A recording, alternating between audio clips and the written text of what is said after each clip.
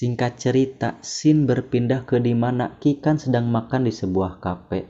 Namun, Kikan seakan merasa aneh dengan salah satu pegawai di sana. Dan benar saja, ternyata itu adalah sebuah penampakan yang membuatnya langsung pergi keluar dari kafe tersebut. Sesampainya Kikan di rumah, atau lebih tepatnya di kamar, ternyata sosok penampakan pegawai tadi terus mengikutinya sampai ke kamar. Saking takutnya, akhirnya Kikan pun pergi dan memutuskan ke rumah Doni untuk menginap. Sesampainya di rumah Doni pun menyambut Kikan yang terlihat sangat ketakutan. Dikarenakan di rumah Doni ini kamarnya cuma satu, jadi si Kikan pun tidur di kamar Doni. Dan si Doni tidur di ruang tamu. Saat berada di kamar Doni, ternyata si Kikan menemukan beberapa surat dari Doni yang belum terkirimkan kepadanya. Di sini pun terungkap fakta bahwa si Doni ini telah lama naksir ke si Kikan.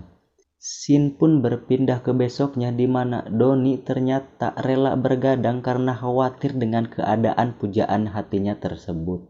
Saat minum-minum teh pun dimulai. Lalu si Kikan mempertanyakan perihal surat yang berada di kamar Doni untuknya.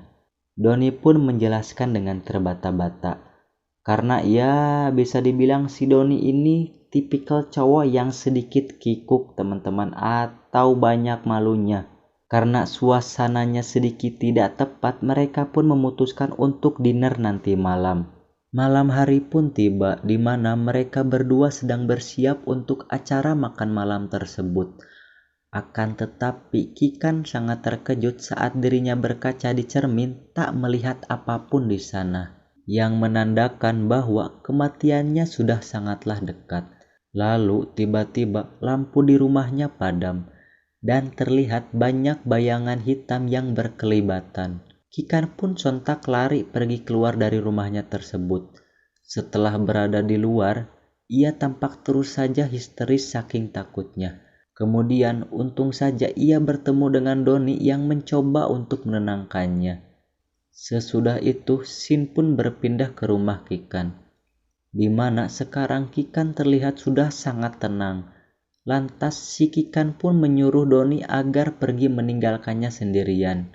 Dengan berat hati dan juga pemaksaan, Doni pun pulang. Besoknya sepulang sekolah, Doni pun kembali pergi ke rumahnya Kikan. Karena ya si Kikan ini gak datang ke sekolah teman-teman. Sesampainya di sana, ia pun kembali diusir oleh si Kikan. Doni pun mempertanyakan kenapa ia harus meninggalkannya sendirian. Apakah perihal tentang kemampuannya yang bisa mengetahui akan kematian atau apa gitu. Jadi si Doni ini penasaran. Karena si Doni ini terus aja ngotot, akhirnya si Kikan pun menariknya ke dalam dan menjelaskan bahwa sekarang yang tak mempunyai bayangan di cermin adalah dirinya sendiri. Mendengar itu, Doni pun terpaku seakan tak percaya apa yang ia dengar. Besoknya si Kikan pun terlihat menonton dengan mata yang sudah sangat menghitam. Karena ya si Kikan ini sudah tidak tidur 3 hari teman-teman. Karena saking takutnya ia tak akan pernah bisa bangun lagi. Kemudian dalam penglihatannya si Kikan, ia melihat banyak anak kecil di rumahnya. Karena ya teman-teman, kalau udah gak tidur beberapa hari, biasanya manusia itu akan berhalusinasi. Tak berselang lama, Kikan pun menyadari bahwa itu bukanlah halusinasi, melainkan sebuah penampakan. Ia pun segera lari keluar dari rumahnya tersebut. Sesampainya di luar, ia pun bertemu dengan Doni. Kikan pun terlihat teruyuh-uyuh sampai akhirnya ia pun pingsan. Scene pun berpindah ke Kikan yang sekarang berada di tengah rel kereta api. Sesaat ia akan ditabrak kereta api, tiba-tiba ia terbangun yang menandakan bahwa semua itu hanyalah mimpi. Sesudah itu, Kikan pun langsung memutuskan pergi mengendarai mobilnya meninggalkan Doni.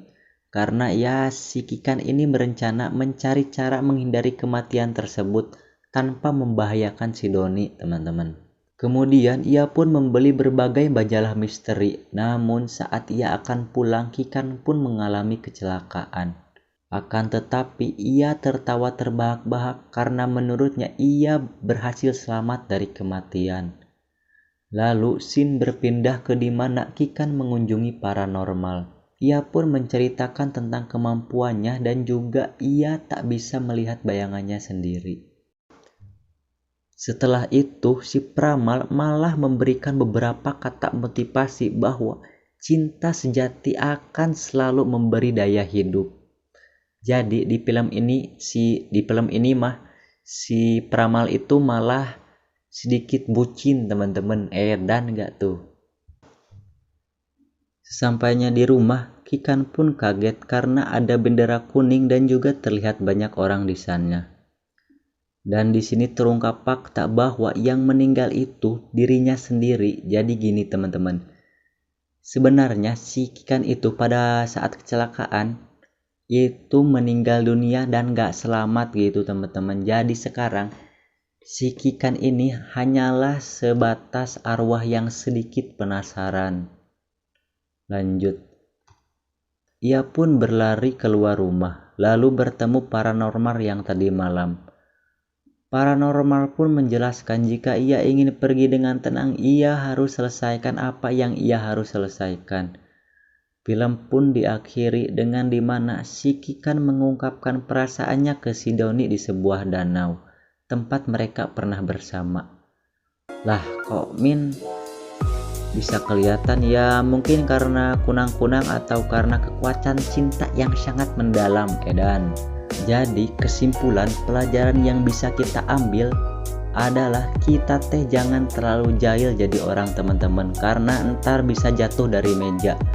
Terima kasih yang udah nonton sampai akhir dan sampurasun.